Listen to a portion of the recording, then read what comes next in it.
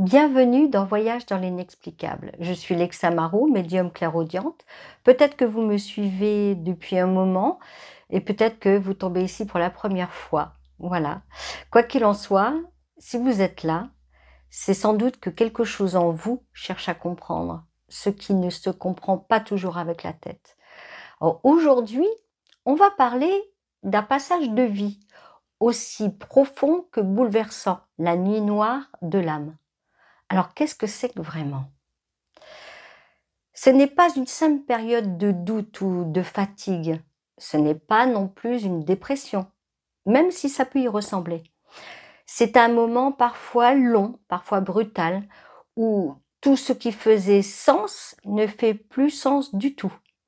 On ne ressent plus rien, on ne reconnaît plus rien. On a l'impression d'avoir perdu la lumière, la foi, la joie. Et souvent, on ne comprend pas pourquoi. Mais sachez une chose, ce n'est pas une punition, c'est une phase initiatique. C'est l'âme qui, à un moment donné, décide de reprendre la main. Voilà, de reprendre la main. Elle nous arrache à nos illusions, à nos conditionnements, à tout ce qu'on croyait être, pour qu'enfin, quelque chose de plus vrai puisse émerger. Par contre, sachez une chose, ce n'est pas facile à vivre. On peut se sentir seul, vide, incompris ou incomprise. Même notre spiritualité peut sembler lointaine, comme si nos guides ne répondaient plus, comme si plus rien ne circulait. Mais c'est justement parce qu'on est en train de se dépouiller, l'ego se tait, l'ancien s'effondre et l'âme, elle, se prépare à renaître. Alors, dans cette vidéo, je vais vous amener pas à pas à travers cette traversée, vous expliquer pourquoi elle survient, comment elle agit en nous et surtout comment l'accueillir au lieu de la combattre. C'est ce qu'on a toujours tendance à faire. Parce que on ne sort pas de la nuit noire par la force, on en sort par la présence, par l'écoute, par le respect de ce que l'on est en train de devenir. Même si on ne sait pas encore ce que c'est, si vous traversez cela en ce moment, sachez que vous n'êtes pas seul. Et si vous en êtes sorti, peut-être que ces mots résonneront autrement, comme un écho de ce que vous avez vécu. Dans tous les cas, je vous remercie d'être là et merci aussi d'avoir le courage d'écouter ce que l'âme essaie de vous dire. Alors installez-vous, respirez et laissez-vous guider. Ce voyage commence là où beaucoup s'arrêtent, dans le noir. Le déclencheur. Il y a des moments dans la vie où tout bascule. Parfois, c'est une rupture, un deuil, un diagnostic, une perte qu'on n'avait pas prévue. Et d'autres fois, il ne se passe rien forcément de visible. Mais tout se passe à l'intérieur, tout semble se vider. On se lève sans élan, on regarde autour de soi et on ne reconnaît plus rien. On a l'impression que quelque chose s'éteint sans savoir quoi exactement. Ce moment-là, c'est souvent le début.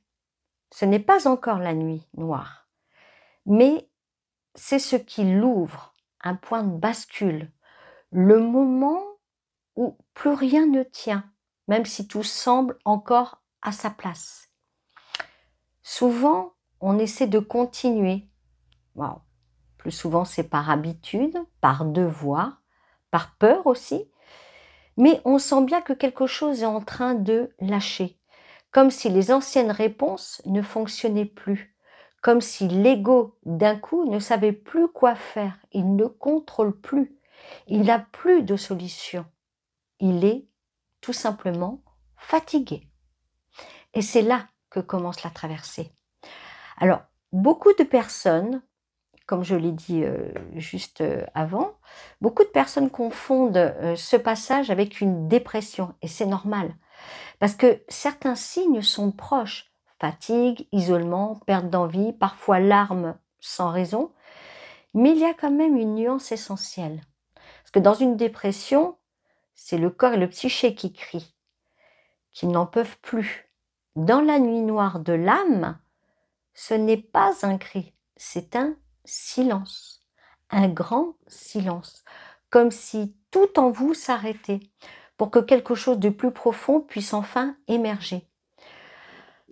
Ce silence-là, on va se l'avouer, est inconfortable, parfois même insoutenable.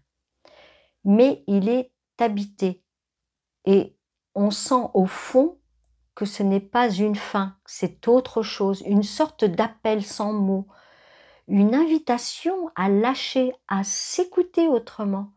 C'est souvent là que commence le vrai voyage. Pas celui que l'on choisit, celui qui nous choisit. Et une fois qu'on y est, il n'y a plus de retour en arrière.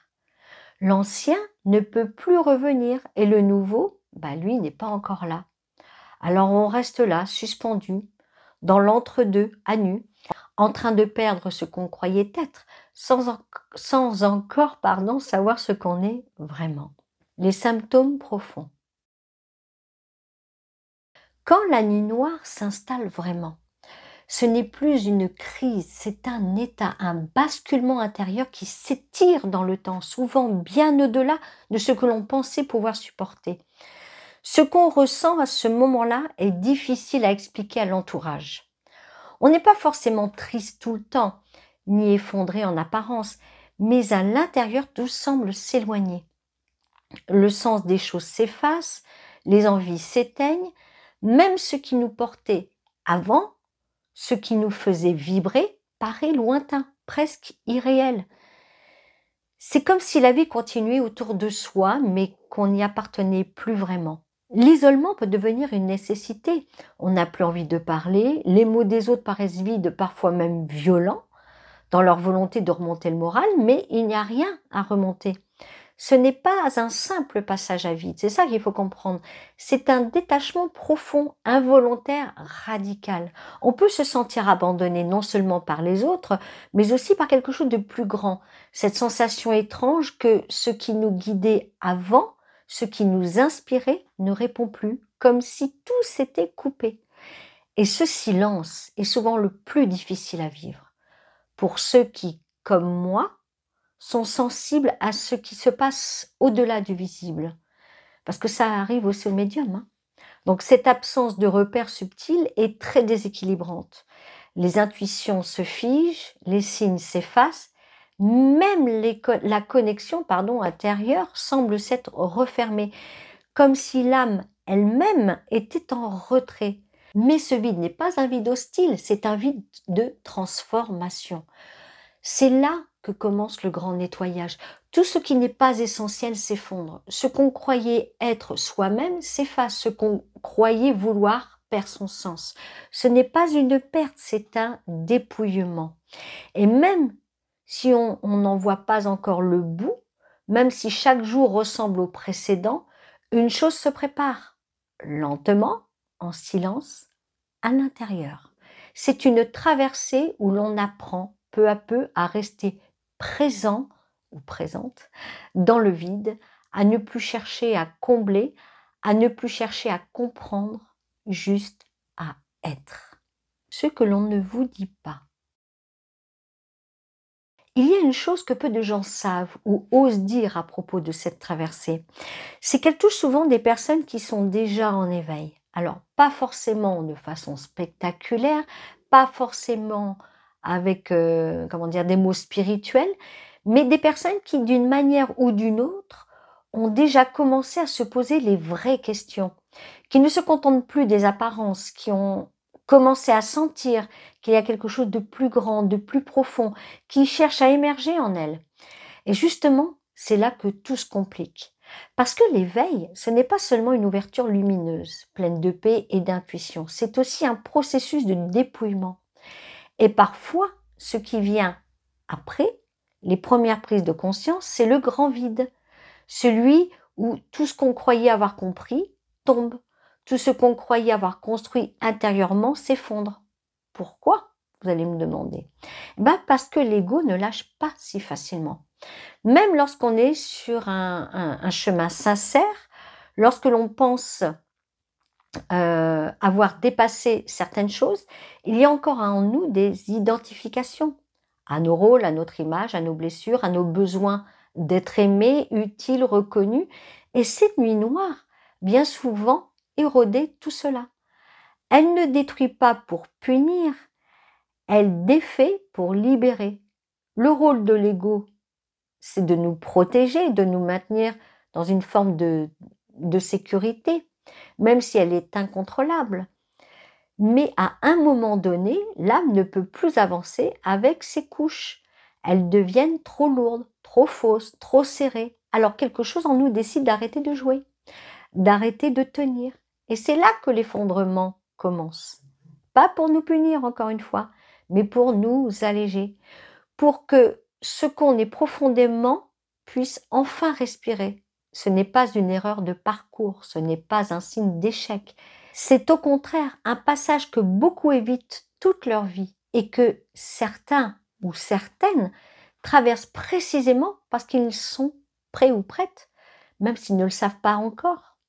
Cette phase-là, on va le dire, est rude parce qu'elle ne prévient pas et parce qu'elle nous oblige à lâcher tout jusqu'à nos certitudes les plus rassurantes. Mais derrière ce vide, il y a de la place.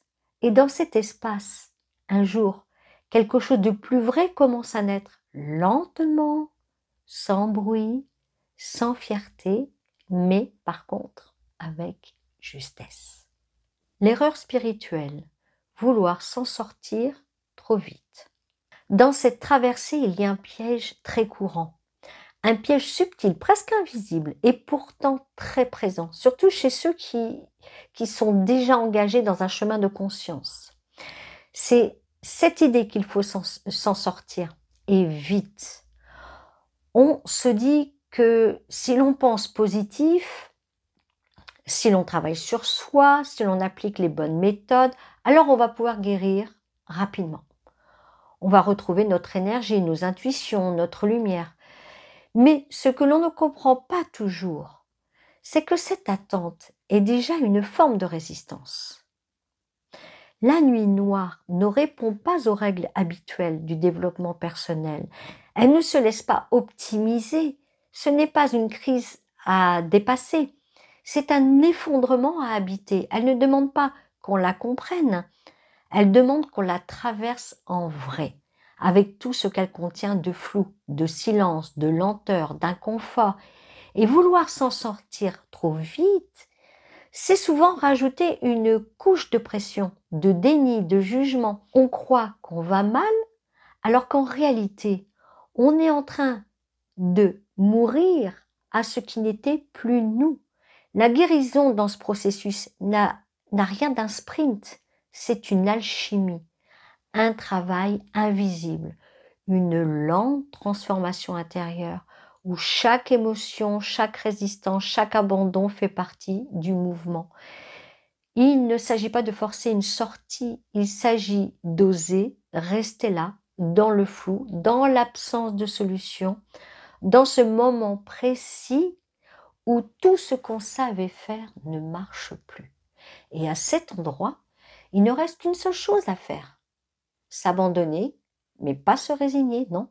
Mais lâcher l'idée qu'on doit comprendre, diriger, contrôler, accepter, ne plus savoir, de ne plus pouvoir, de juste être là, vivant mais vidé. Et pourtant, en train de renaître. C'est peut-être je dirais même le moment le plus fragile, mais aussi le plus vrai. Celui où l'on cesse de vouloir être autre chose que ce que l'on est. Celui où l'on cesse de jouer à aller bien. Et c'est souvent là, dans cette absence de lutte, que quelque chose commence doucement à bouger. De l'intérieur, sans bruit, sans plan. Le corps aussi vit cette nuit. Ce que l'on oublie souvent quand on parle de la nuit noire de l'âme, c'est que le corps lui aussi traverse cette tempête. Et oui, on pense parfois que tout se joue dans la tête ou dans l'émotionnel, mais en réalité, le corps porte tout, il encaisse, il résiste, il sature, et puis un jour, il lâche. La fatigue peut devenir écrasante.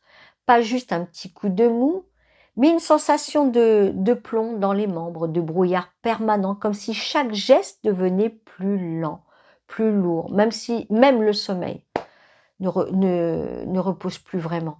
Et parfois, lorsqu'on se réveille, on est encore plus épuisé que lorsqu'on s'est couché, par exemple.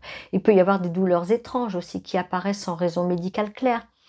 Vous allez voir tous les médecins et puis, ben, il y a rien.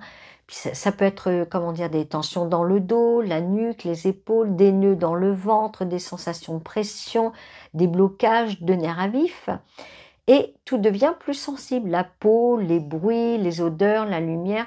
On se sent un petit peu comme une antenne sans filtre, traversée par tout, en fait. Alors, ce n'est pas une coïncidence. Le corps, lui aussi, est en train de libérer. Il évacue des tensions anciennes. Il relâche des mémoires. Il se réajuste à une nouvelle vibration intérieure. Même si sur le moment, on ne comprend pas ce qui se passe. Et là encore, la tentation est plus grande de chercher une solution rapide, de vouloir que ça passe, que ça cesse, de trouver un remède. Mais souvent, ce dont le corps a besoin, ce n'est pas d'être réparé, c'est d'être écouté, ralentir, respirer, s'étendre, boire chaud, manger simple, dormir quand il le demande, même si ce n'est pas raisonnable. Le laisser pleurer s'il en a besoin, le laisser trembler, frissonner, se vider. Le mental, lui, voudrait comprendre, mais le corps, lui, sait, il n'a pas besoin de théorie. Il a besoin de temps, de silence, de douceur. Revenir au corps, c'est revenir à la base, c'est se rappeler qu'on est vivant, même au cœur du vide. Ce n'est plus fuir dans les pensées ou les attentes, mais revenir là, dans cette matière fragile qui nous tient. Et à travers chaque symptôme, chaque tension, chaque fatigue, le corps fait son travail, il nettoie, il élimine, il réinforme. Et petit à petit, sans prévenir, il se prépare à accueillir une nouvelle version de nous, plus alignée, plus simple, plus juste. Les nuits noires successives. Parfois, on pense qu'une seule nuit noire suffit, qu'une fois traversée, le plus dur est derrière soi. Et puis, des années plus tard, sans vraiment comprendre pourquoi, une autre phase de vide, de perte de sens, de profonde remise en question revient frapper à la porte. Ce n'est pas un retour en arrière, ce n'est pas un échec, c'est une autre couche qui se présente, parce que la nuit noire de l'âme ne se vit pas toujours qu'une seule fois. Certaines personnes en traversent plusieurs, à différents moments de leur vie, à différents niveaux de conscience. Et chaque nuit noire a son propre langage. La première peut venir détruire les fondations de ce qu'on croyait être. Les suivantes viennent parfois chercher plus subtil, plus intime, plus enfoui. Elles ne sont jamais identiques. Elles vont de plus en plus loin. Elles délogent des parts de soi qu'on ne voyait même plus.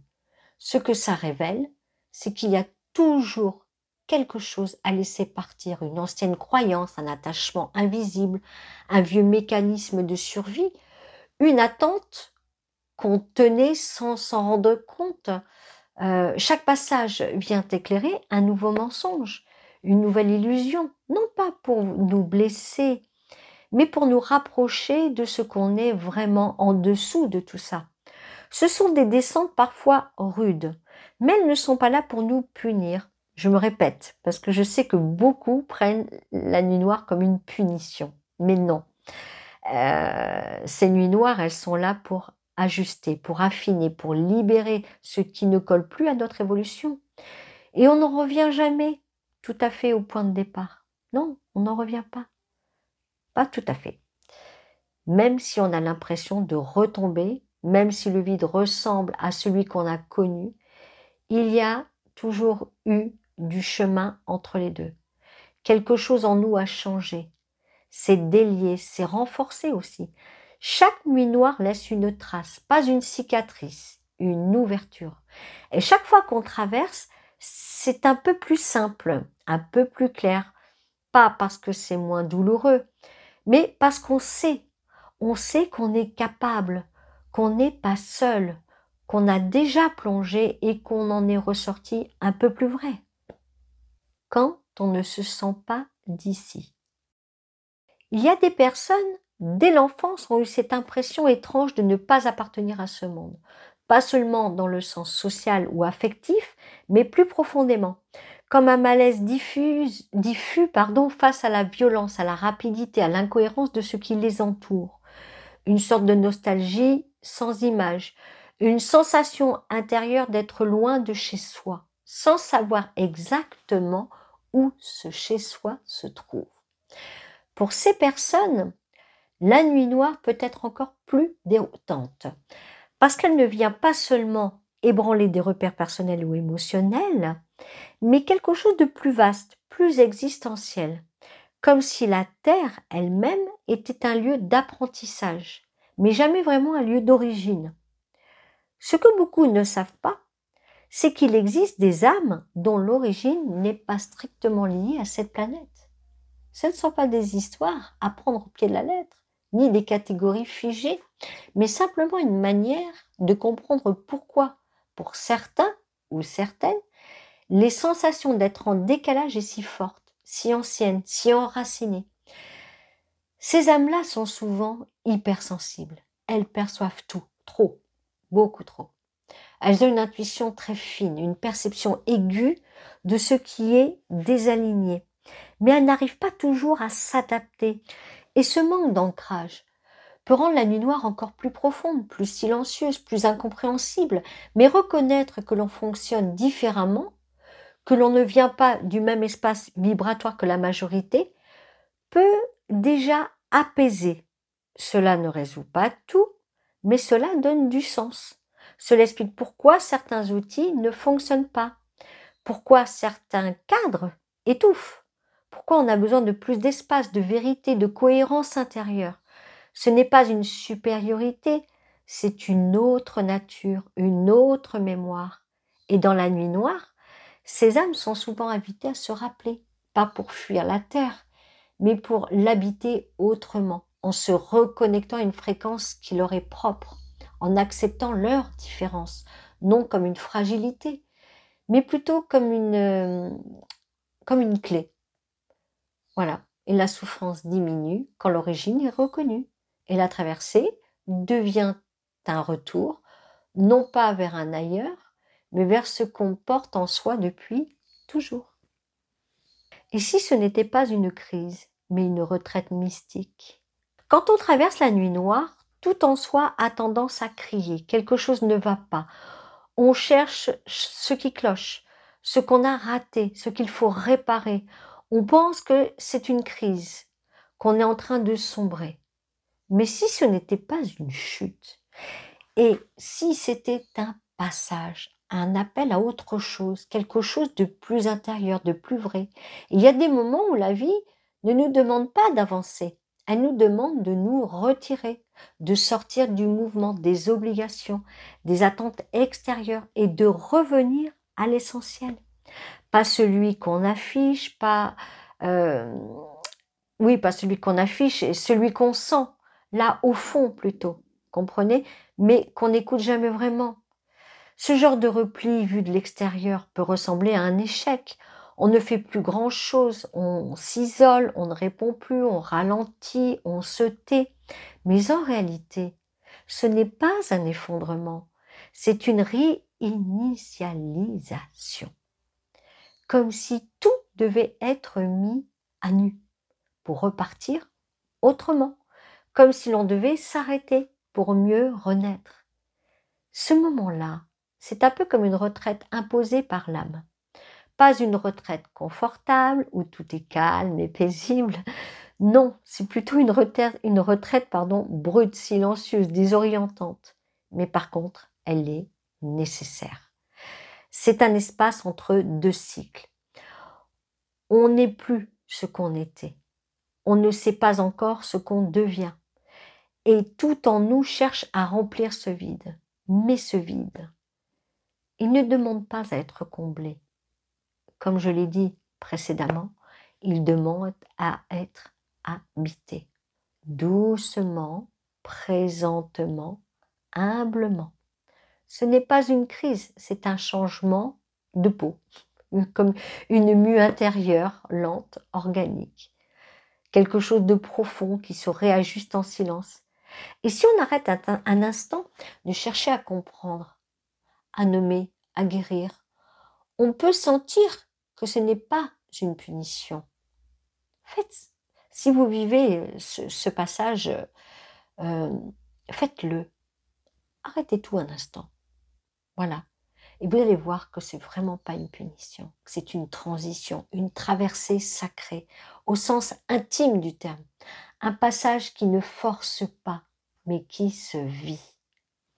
Traverser sans se perdre. Ce qui rend cette phase si difficile, ce n'est pas seulement ce qu'on vit. C'est ce qu'on se dit pendant qu'on le vit. On se juge, on s'en veut de ne pas avancer, de ne plus être comme avant, de ne plus avoir la force, la clarté, le feu qu'on avait. Et pourtant, c'est précisément parce que quelque chose est en train de mourir qu'on se sent comme ça. Il y a des parts de nous qui ne reviendront pas, et c'est normal. Ne le voyez pas comme un échec. Ce n'est pas une régression, c'est une libération. Mais pour qu'elle ait lieu, il faut oser laisser mourir ce qui ne tient plus, même si on ne sait pas encore par quoi ce vide va être remplacé. L'une des clés pour traverser cette phase, c'est de ralentir, vraiment, de ne plus chercher à faire face ou de comprendre à tout prix, mais d'entrer dans une autre temporalité, une autre qualité de présence plus lente, plus douce, plus silencieuse. Dans ce type de passage, le mental ne peut pas tout gérer. Il n'a pas les réponses, il tourne en boucle, il cherche, il analyse. Mais la vérité de ce qu'on vit ne vient pas de là, elle vient du silence, du corps, de ce qu'on sent au fond, sans forcément pouvoir l'expliquer, alors qu'on peut s'accompagner avec des gestes simples. Écrire ce qui nous traverse sans réfléchir, juste laisser couler. Sortir marcher dans la nature, sans but précis, sans musique, rien, juste pour respirer. Prendre le temps de s'ancrer, pieds nus dans l'herbe, mains dans la terre. S'accorder des soins doux, des messages, une séance énergétique, une tisane chaude en pleine journée, oui, ça fait du bien. Des larmes sans justification. Ce ne sont pas des remèdes, ce sont des appuis, des manières d'habiter cette traversée sans s'y perdre, d'accepter d'être dans un, comment dire, un entre-deux, sans se forcer à en sortir. Et parfois, au détour d'un silence, d'une page écrite à la main, d'une marche dans les bois, une sensation revient, un souffle, un apaisement. Comme un signe discret que la vie doucement reprend sa place. Le point de bascule. Il n'y a pas toujours de moment précis, pas de date, pas d'heure, pas de signe clair, mais un jour quelque chose change, subitement, silencieusement, à l'intérieur. Ce n'est pas encore le retour de la lumière. Pas tout à fait, pas tout à fait. Mais c'est comme un souffle, quelque chose qui recommence à circuler, un peu d'air, un peu de vie. Peut-être que c'est juste un matin où le son sent moins lourd, une musique qui nous touche à nouveau, une envie de cuisiner, de sortir marcher, de prendre un cahier et d'écrire sans raison. C'est léger, fragile, mais c'est là. Et on le reconnaît, même si on ne sait pas encore quoi en faire. Ce point de bascule n'est pas une fin, c'est un passage. On n'est plus tout à fait dans le noir. Et ça, on apprécie. Mais attention, on n'est pas non plus encore dans le jour. On est entre les deux. Et dans cet entre-deux, quelque chose se réveille doucement. Ce qui revient d'abord, c'est le lien avec soi. On commence à se réentendre, à se ressentir, à ne plus fuir ce qu'on est devenu. Puis, le lien avec la vie, les choses ordinaires retrouvent une texture, un peu de sens, un peu de beauté. On recommence à voir, à toucher, à écouter. Et parfois, presque en même temps, le lien avec ce qui nous dépasse, cette part intérieure profonde qui avait disparu, se remet à vibrer doucement. comme une présence discrète qui nous accompagne.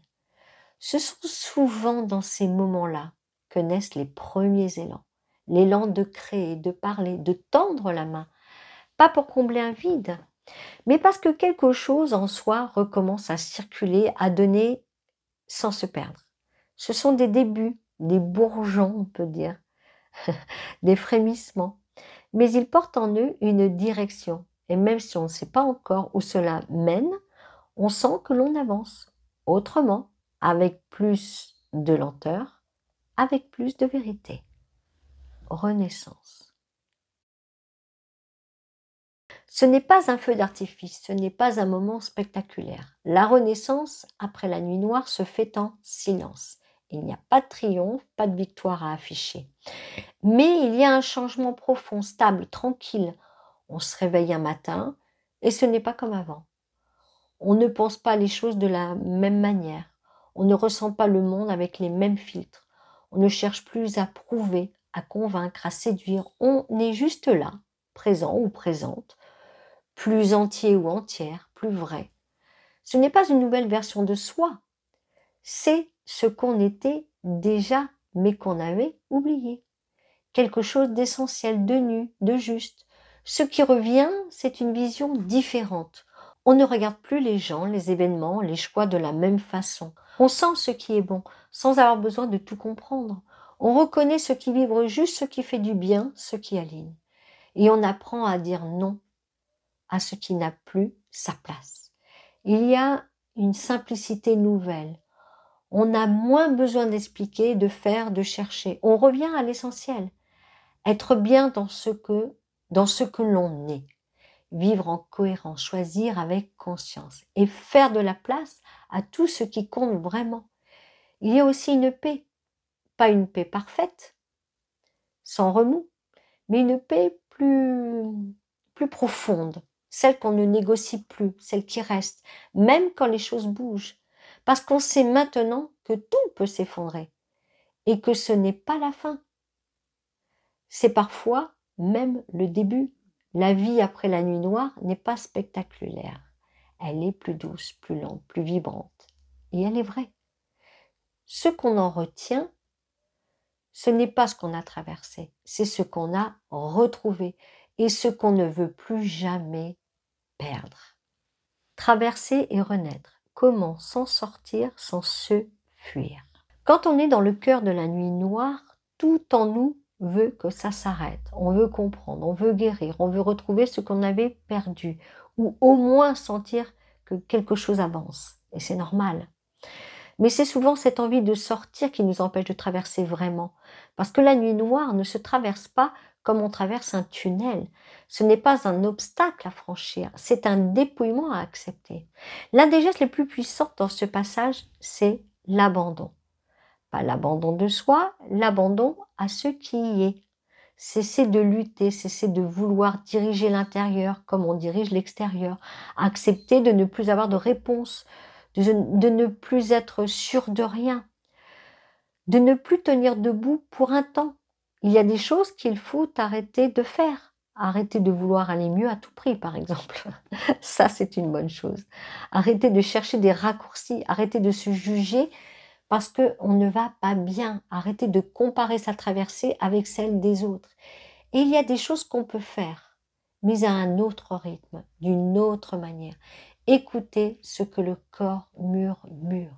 Revenir à la simplicité d'un geste lent, d'une respiration profonde, d'une présence silencieuse.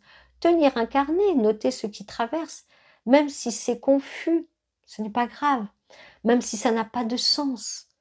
Aller marcher juste pour sentir le sol. S'accorder du vide, ne rien faire, laisser venir, faire un peu de place dans son quotidien, dans sa tête, dans son cœur. Ce n'est pas grand, ce n'est pas spectaculaire, mais c'est profond. Et c'est souvent dans ces petits gestes que quelque chose recommence à circuler.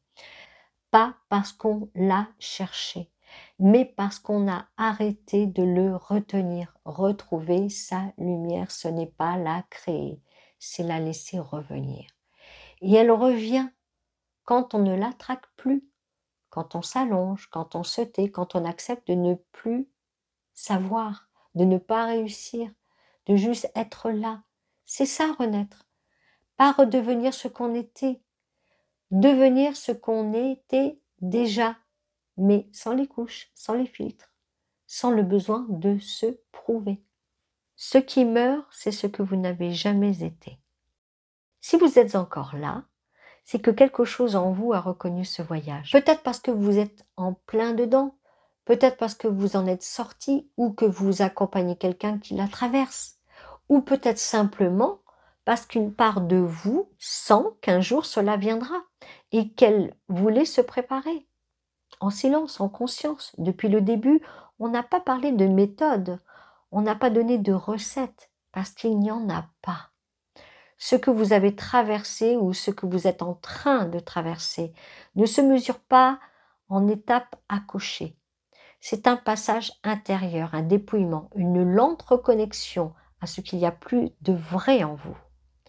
La nuit noire de l'âme, ce n'est pas une chute, ce n'est pas une punition, c'est une mue.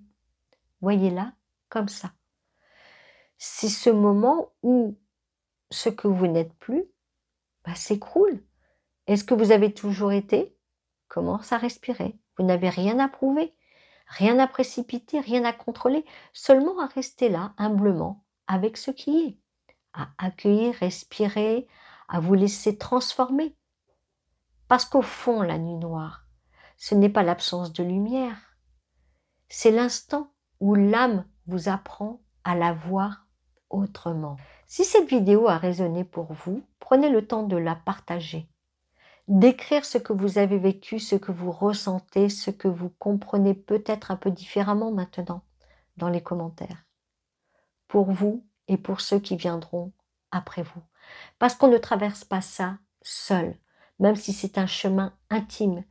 Il n'a jamais été fait pour être gardé en silence. Et si vous souhaitez continuer ces voyages intérieurs, je vous invite à vous abonner, à cliquer sur le pouce pour soutenir la chaîne, activer la cloche. Cela permet de rester reliés, d'ouvrir d'autres espaces ensemble, d'aller plus loin. Merci pour votre présence et merci pour votre écoute. Merci d'avoir eu le courage de rester. Et je vous dis à très bientôt pour un nouveau voyage dans l'inexplicable.